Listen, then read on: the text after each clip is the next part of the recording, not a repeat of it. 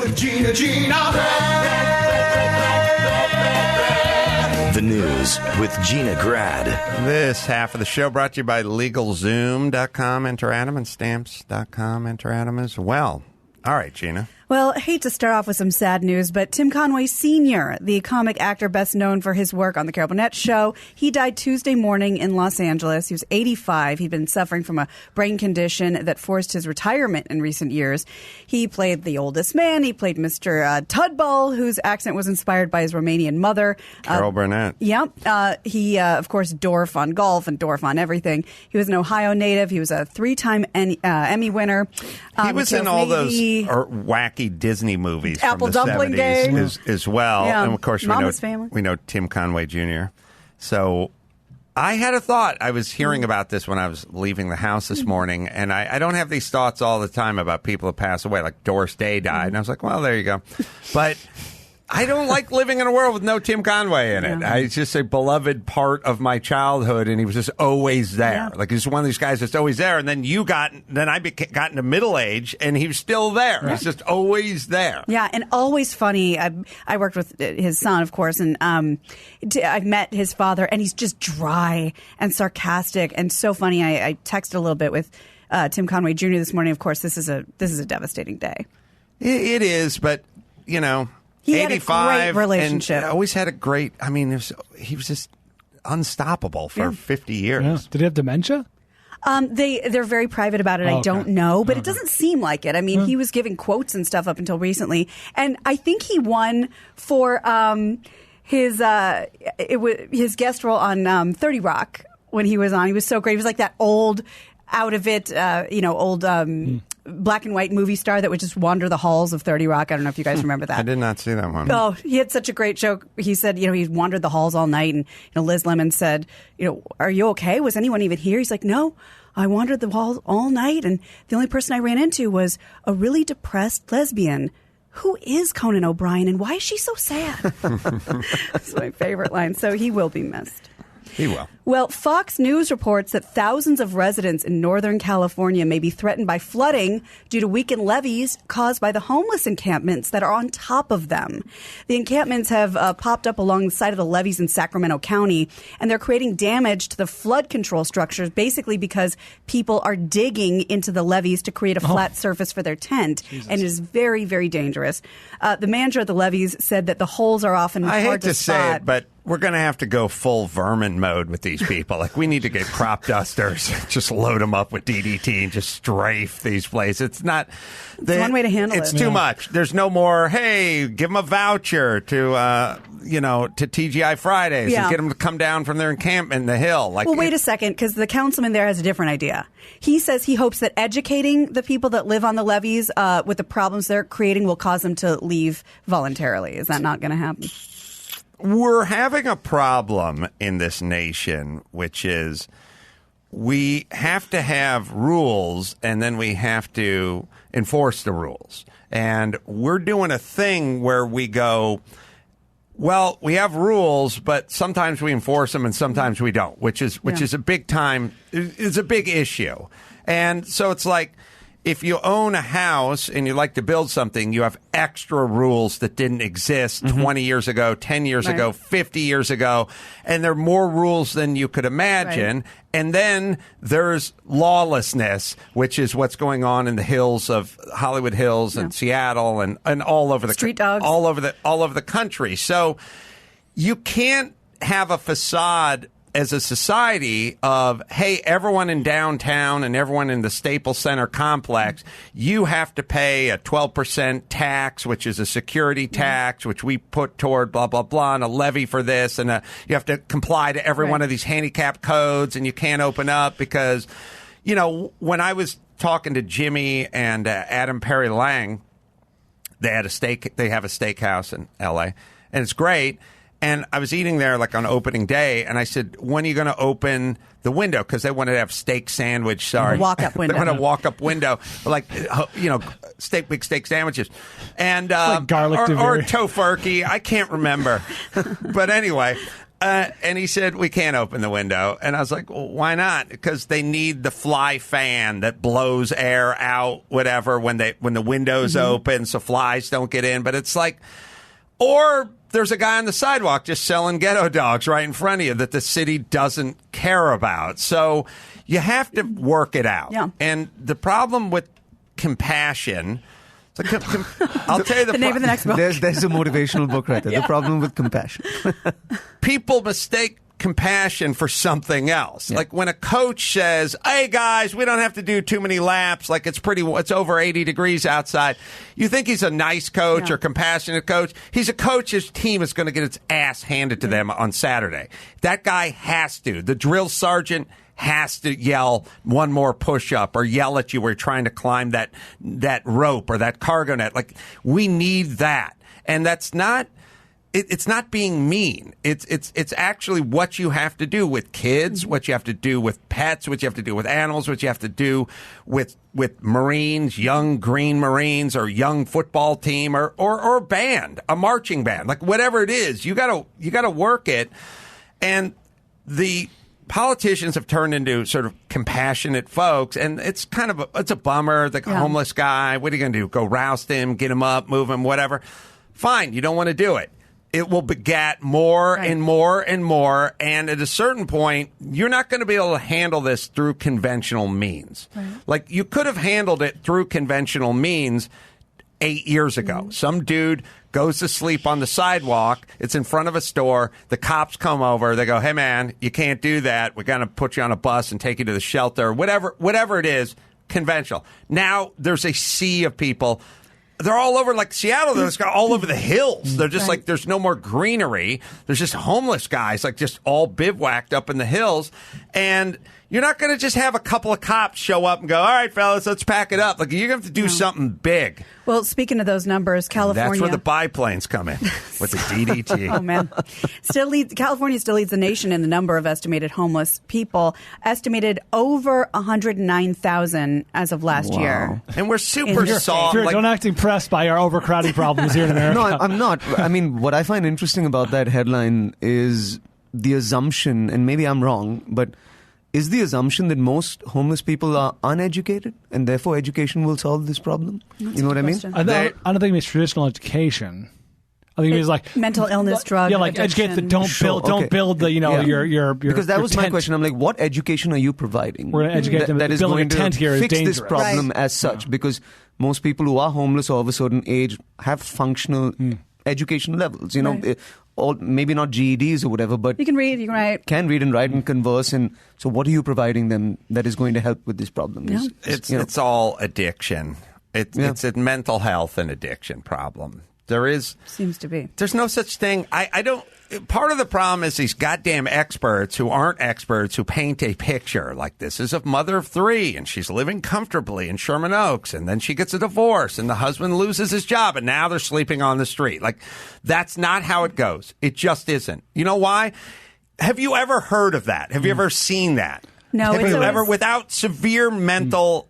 without addiction or mental impairment, who is on the street physically? Well, and you do hear stories, like these rags to riches stories where she fell on hard times and she had to live out of her car for 6 months, but she's not living out of her car now. Right. We hit these horrible speed bumps, but we don't stay in them. It's addiction and it's mental illness. Yeah. And that's it.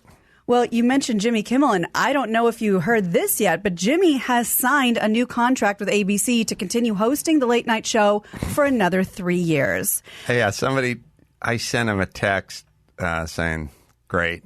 I think it means I'll be in the show like at least 9.5 more times, I think. But I think I have the record at 50 something appearances on that show. It's not because I'm a great guest. It's because I'm nearby and you can call me.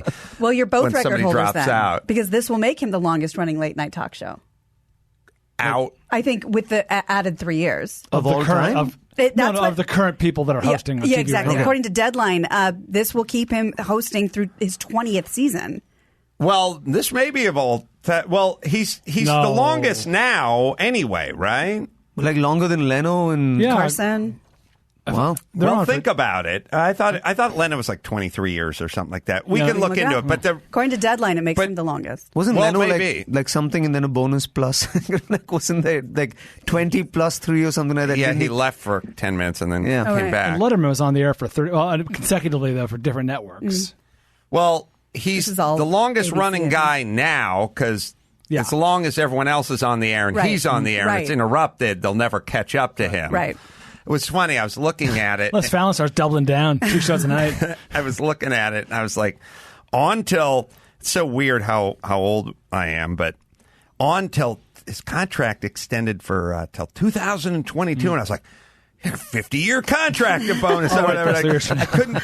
2022 feels it's like so space future. age. It's space age. I had to do the math. Like, it's a 3-year. What's 2022? That's the future. It's Logan's Run. Yeah. No. Just 3 so years. He and This Is Us, they're getting those 3-year contracts. You don't hear Carson anybody had else been doing on it. for 30 years. He's on from the 60s to the 90s, right? I don't We'll find know. out. To Jack Parr, and then from Is This Is Us the crying show? The Crime Yeah. Show, yes. Okay, cool. Exactly. That's how we know it in India. That's how we all know it. I think we just got season 1 and 2, and people are just like, oh, that's the American crying show. Yeah, that's exactly what it is. Yeah. You're right. All right, well, Max Pat will look it up. Okay. But it describes it as breaking the record for the longest. Yeah, that's what Deadline said, and I believe this is Deadline. His show is the longest running late night talk show. But that's Could now. be current. Yeah. That's Right. current. Yeah, that's not the record Right. for the longest running. Must be active then. Yeah, but and that's Active. not including Conan, who has had all those shows since like the 90s, right? I don't know. Yeah. Look, it's barely Either way, an let the achievement. man Let's just be. move forward. Let's still be impressed incredible. with the man. Come on. So, good news for Robert Kraft. A judge granted a request to block the release of that not safe for work video. Surveillance cameras installed. Finally, a positive cock block. They normally have such a negative connotation, but once in a while there's a happy ending, Oh. Happy cock- ending. happy cock block, Yep. and this is it. Yeah, those cameras were installed at the Orchids of Asia Day Spa. Reportedly captured Robert Kraft paying cash, then receiving a rub and tug. Prosecutors charged Kraft with solicitation of prostitution. Remember, not human trafficking, as we were originally led to believe. I don't want to get into semantics, but is there such thing as a tug and rub? Because I feel like I could really enjoy my downtime, like my refractory period. Like my whole thing, if it's physically a rub and tug, I'd be laying sure. there kind of on pins and needles, Waiting. like, what are we, minute 11? Like, Yeah. when's she going for the dork? Or do I have to make a move? No, do the tug first and then the rub. tug and rub. Yeah. That's what I would like. That makes way too much sense. Because how relaxed are you after the tug? You got And nothing also, left. like, So there's like a happy but not the ending. You know, Right. I mean, Happy that's- beginning. happy yeah. beginnings. Happy beginning. There you go. Yeah. And there's no pressure, and there's no like what's going on, and when do we make the move, and when does this kick in, Yeah, or when any do of I that. let her know? Just take the massage. That's a great idea. Tug and rub. Yeah, so he wished to introduce the clips, the prosecutor, as evidence against Kraft. And let me ask this: Yeah. I've never done the rub and tug or the tug and rub, but Brian Veer. No, I can't help you. your dick is not a smokeless cigarette. Like there's some byproduct there. How do we work that? Who was Go in with here the talking? bib? Someone was in here talking about it. It might have been Jim Norton. It probably was Jim Norton. Oh, I think it was Bill Nye the Science Guy. It was Neil deGrasse Tyson. Oh yeah, I knew. That's One of right, those yeah. astrophysicist guys. And they were remarking how quickly the artist swooped in and just got it all up in a towel and moved right on. Yeah. Well, during like season 2 of the Man Show, when we did Manovations, I invented the belly Zamboni. That's right. And We all know. people think I'm kidding. No. I am not. Innovative. Organist is playing dun dun dun. Okay. Well, meanwhile, there are rumors that these videos Is there have already such a been thing? leaked. Look, in a world Leaked. where everything Black exists, market. right? You know that the ass gasket, the toilet seat liner, is there kind of a donut with the same material? You know what I mean? Just like one hole in the middle and Right around kind your of belly button? like one of those priestly collars from the Elizabethan days. You know what I mean? Just Yeah. Just, Yeah. Yeah. As and an just a aqueduct. dispenser Tear like on the away, wall, yeah. like on the wall in the actual rub- rub and tug tug. it Just up. pull it off and just sort of slide it over. Is it like a dog cone? Well, it wouldn't go around your... Yeah, well, it's not really dog cone, but it's like the same thing as the ass gasket material. Oh, it's just got the one hole in the flimsy. middle. Yeah. Kind of like sure. the ironically named Dickie. You know what I mean? They would kind Dick of drape Dickie? over... Yeah, the Dickie would go over your, bib. Yeah, I'd say it's the same sort of size as the toilet seat liner. It's just a hole in the middle. It's just, inch and a quarter, and you put that on and it rips it off the wall. And it could be like 2.5 inches. yeah, but you see, Here's to stay on, Gina.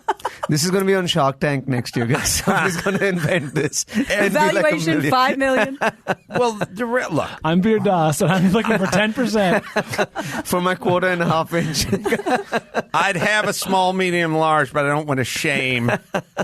Okay. I don't want to shame all the guys. No, look, I am holding up in my fingers, and I'm a carpenter. I know it well. What I'm holding to my thumb and forefinger is 1.25 inches. Most people's honker would make it through there. That's generous. The more you give outside of that, The more spillage. the more spillage there is. So Defeats the purpose. I would say you'd rather keep it snug. Keep it tight. Mm-hmm. You could make a little accordion action on that part, so it had a little That's true. give. Yep. Yeah. A little perforation to tear for extra. In a world like anyone, if you guys ever go look at an open house that's in a decent neighborhood, it's like, put the booties on. Yeah, always put the surgical booties on. booties. So What's the people are difference? pretty used to it. There is no difference.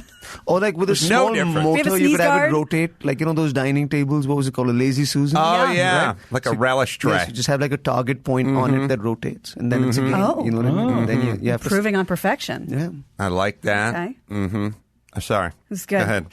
So, Felicity Huffman, she broke down in a Boston courtroom on Monday and pled guilty for her part in the college admission scandal. She's When an actress breaks down, Skilled. Are they really breaking down, or they just put a piece of glass in their shoe and they're kind of summoning a tear? They can cry like that. little hot sauce in the eye. Saying they're professional criers. By the way, and both of those breakdowners. seem like very extreme ways to cry. Like, there Especially for are a easier professional- ways. professional There's a actress. menthol You're stick. right. There's Sure, like you glycerin. can think of something sad. That's my point. We would have to do that. We're not thespians. Yeah. We're not award winners. She has a profession where she can be like in a trailer screaming at her assistant that you're a worthless cunt, and then she can walk out and hug her fake special needs child and start crying like on demand. Yeah, she's that good. So I don't trust her. Yeah, well, the judge might not trust her either because she admitted to paying $15,000 to have her daughter's SAT scores boosted. And through the tears, the actress revealed that her daughter has suffered from learning disabilities throughout her life. In a statement, Felicity said this: "I am in full acceptance of my guilt, and with regret and shame over what I have done, I accept full responsibility for my actions and will accept the consequences that stem from those actions." Prosecutors Is her recommended... daughter, have we seen much of her daughter? No, I feel like it's Lori been all- Loughlin's daughter's always Yeah, everywhere it's been all because she's Olivia hot Jade and everything, right? Yeah, and she's a public figure anyway. She's YouTube star. But is the kid in college still? Like, has the college revoked that admission, or has she... Well, her specifically, I'm not sure, but a lot of those kids got frozen from the scandal. I So feel they're like all that's frozen. a little bit unfair on those kids. Like, had they...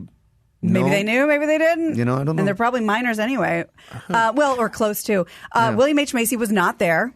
The prosecutors recommended 4 months behind bars. She'll be sentenced on September 13th. I don't care. I'm consistent.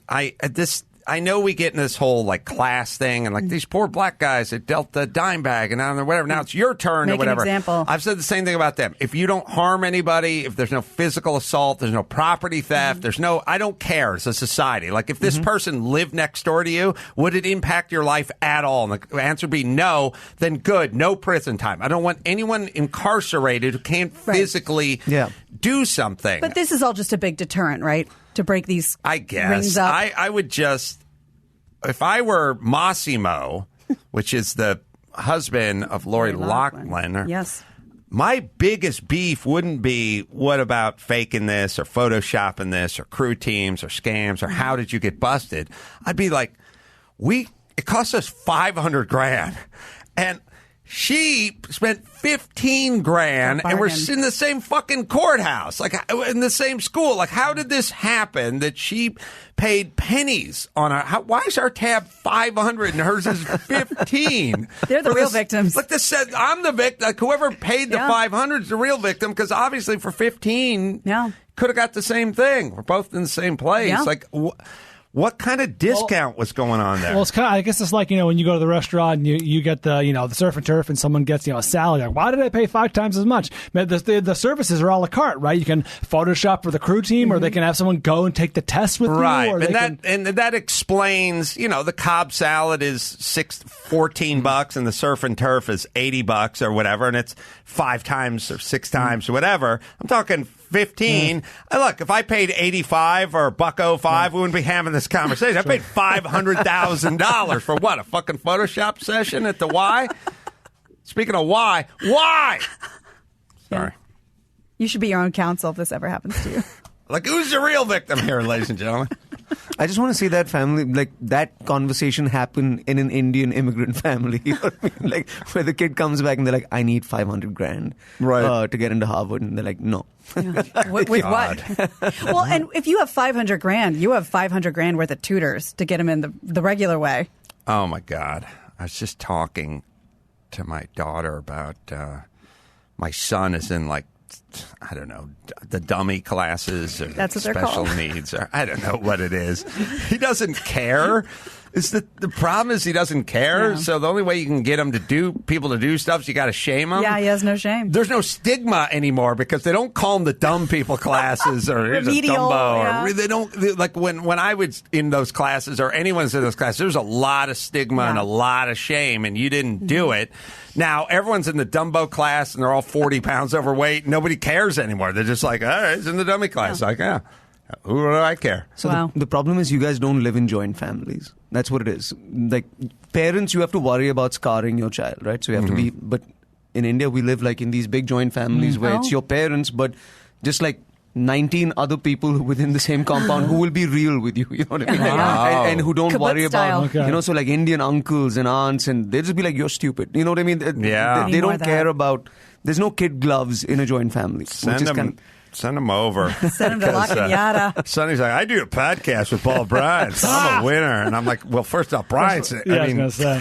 Jesus Christ. Said that, if that's your bar. You do a podcast with Paul Bryan. I know. And what's that make you? No shame.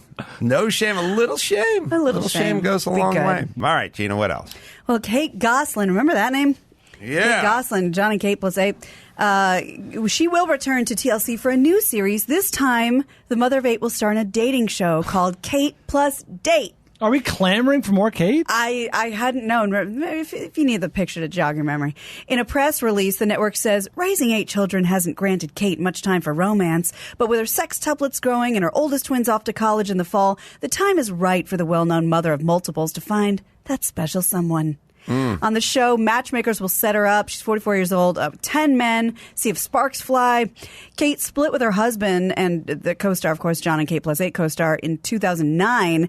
Kate plus Date debuts in June. And she's been on The Apprentice. She's been on Dancing with the Stars, Celebrity Wife Swap. So she's making the rounds. I don't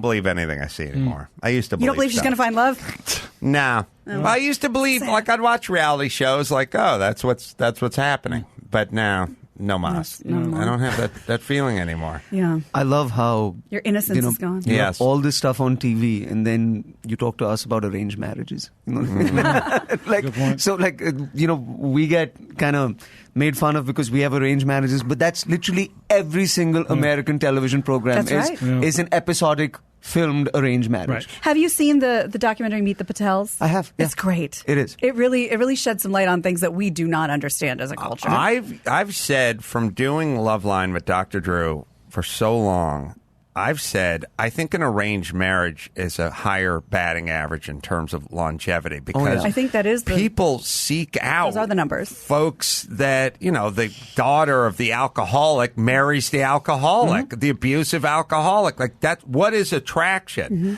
Now I wonder if dudes, look it up, Max Paddock, gay marriage, longevity. See, dudes are... This thing that became legal 3 years ago? Yeah, good luck finding the I want long numbers all on the that. reams of data on that. Ream. All right. No, here's how we work. Here's how guys work. It's an aesthetic. Right. There's like elements of mom and history and growing up, and if you're ritualistically abused, obviously that's but for a regular dude, it's just like an aesthetic. Like, I'm attracted to her, and she's not a shrew. So she's marriage material. Women have many other components involved with attraction, because really from there, for them, attraction is well beyond an aesthetic and into a whole, pheromonal, psychological, whatever. Stability. And you make bad decisions based on someone being bad to you at some point, or trying to fill something that can never be filled, and the relationship never works. If you took two dudes are probably just, I'll find the best looking dude, he'll find the best looking dude, we'll come together. And that lasts. Like, I worked for a gay couple.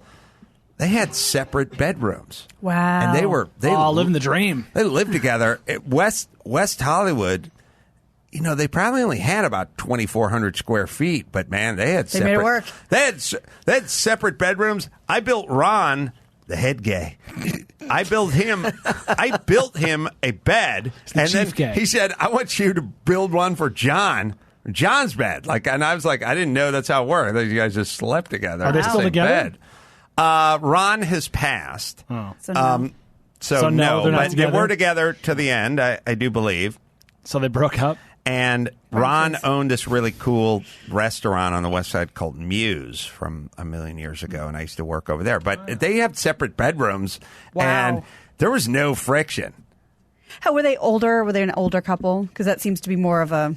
Yeah, a little bit, but yeah, it's just a lower impact kind of relationship. Well, and this is obviously anecdotal, but I know a lot of couples, a lot of gay and straight, and there are plenty of gay couples, male couples, that are totally fine with kind of stepping out of the relationship, and there's all kinds of rules about it, and it's respected and it's fine. I don't know any male couples that are fine with that, personally. An open relationship? Yeah. Is that what? And say, be out of town, or don't bring them here, or whatever. And I know multiple couples that are, but I think that's a guy wiring, right? Yeah. I just think with arranged marriages, I think it's just a higher batting average for working out, as insane as it sounds. Like, you never even met the person, or you don't know the person, but better, because when you pick yourself, so many people are so damaged that they make bad decisions. And I think the ruling on that was, when you first meet, or for the first few years of the relationship, you're happier when you pick your own person, but that often ends in divorce. And it's the opposite with arranged marriage, where it's kind of weird at the beginning and then it goes the distance. I think also at least the modern arranged marriages, and when I do a show, like, a lot of Indians will be arranged marriages, but these are 25-year-olds or 30-year-olds. So it's not an archaic system of arranged marriage that has brought them together. What they say is it's kind of cool because usually attraction will prevent you from making a good decision, especially within the female psyche, right? Here's a good guy, we are compatible, here's all these qualities that I want, but this man is attractive, let me go with this other man, right? I know people in arranged marriages who just purely compatibility, and then 5 years into the arranged marriage, they are starting to fall in love with each other. Right. It's kind of like an Uber drive, right? Where somebody else is driving, like, destination selected. You're just in the back, like, what does this button do? How can I mess with this person? What are his particular, eccentricities? So I think that's kind of cool. Like, who gets to say, I fell in love with my wife or my husband, like, 9 years after we got married? Yeah. That's kind of cool. Because usually it's the other way around. It's usually the other way around, or with somebody else. Right. We have some data. 27% of same-sex marriages dissolve, and 28%, so the same, of heterosexual. Guess we all learned something valuable. Yeah. So there you go. We're all people. We're all people. Well, speaking of affairs and relationships, in case you're wondering if your relationship can survive an affair. Maybe you don't hear about the gays breaking up as much. Maybe. You know what I mean? Yeah. Who gets the Miata? Who gets the butt plug? It's just not, we're talking about kids and houses. I'm sure they have other assets. I'm sure they have other assets. You said assets. I did. Sorry. Okay. So according to a new survey, most relationships cannot survive an affair. And it's funny because we were just talking about that, so we'll see if these numbers add up. The survey of people who admitted to cheating while in a committed relationship found that 54.5% broke up immediately after the truth came out. 30% tried to stay together, but they broke up anyway. And only 15.5% survived the affair. Whose job is this? this survey? Like, The Census Bureau taker? where does this person work? Yeah. Where they're like, this is what you have to do bestoflife.com. in May 2019 Yeah. is you have to go and talk to unhappy people Yeah. for a month and find out what split them up. Yeah. Like, How yeah. many dudes were Yeah. stepping out? Do women still do that? It's not that you had the affair, it's that you lied. Lied. I just like that It's part. both. Like, really? But also the affair. Yeah, but also the affair. Well, this even says, well over half the people, the second it came out that they had the affair, they were out of the door. So if you run back home and go, oh, God, I did something, feel so guilty, you're not going to survive that one. Yeah.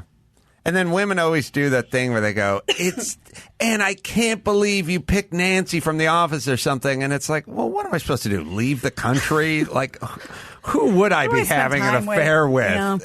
that would be okay with you? You know what I mean? It's got to be a neighbor. Of course, it's one of your friends, or it's your sister, or somebody It's from our The Office. social circle. Who else really could it be? Like, Yeah. I wish I could bang total strangers outside of the country, but I can't. I'm not up to that yet. Like Hannibal Lecter put it, we covered That's right. that which we see every day. Right. Right. By the way, I have never heard this phrase before, and it is so lame. Have you guys ever been like on a plane going to a bachelor party and heard the phrase "wheels up, rings off"? What the hell does that mean? No, Is but that the lamest thing you've ever heard? That's not that lame. It's not that lame. I've yelled I've yelled wheels up a million times. Did you Rings do- off. No. That's the part. Not. I was in Lake pretty Havasu good. doing a man show bit, and a big guy named Doug got drunk who worked with us, and he kept saying we're driving to Vegas from Havasu, and he kept yelling wheels up like 4 a.m. He was like bursting in everyone's room and yelling wheels up. So I have a little bit That's of a what you do. negative 4 connotation. a.m. Wheels up. That's how we know Wheels when to up. be here. But I guess it predated the rings off, or not everyone had a cell phone or something like that. Yeah. I was Yeah. on my flight here, like for this tour, on Emirates has this A380 where they have like a little bar section where people can kind of See hang out or pictures of whatever. Is that the double decker? Yeah, right. Oh, So the pub. and there was a bachelor party on that. That was just God. coming On the plane. On Party the already plane started. that was just coming to LA.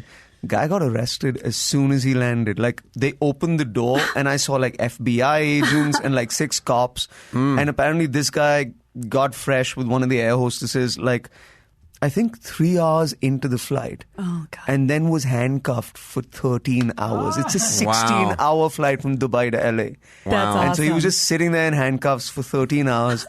Landed, FBI got him and just took him away. And then I saw the FBI agent just kind of take this guy away and then come back and be like, no, wait, there's other guys right in this bachelor party. So then they went and got these other 4 guys. Oh, God. And I guess they were all drug tested and that whole thing happened. But there's a legit party happening on that. Wow. That's amazing. Now, did you hear them or see them? I mean, did they seem like out of control? I mean, I was brown and I have a beard, so I saw an FBI agent and just went back to my seat. I was not inquisitive. You don't want any trouble? There was no curiosity. I just kind of asked one of the air hostesses, I'm like, what happened? She's like, he misbehaved. And there was a marshal on the plane. Oh, so, there so you they, go. they handcuffed the guy and just sat him down. I misunderstood. Was this an international flight? Yeah, Dubai. LA. Oh, crap.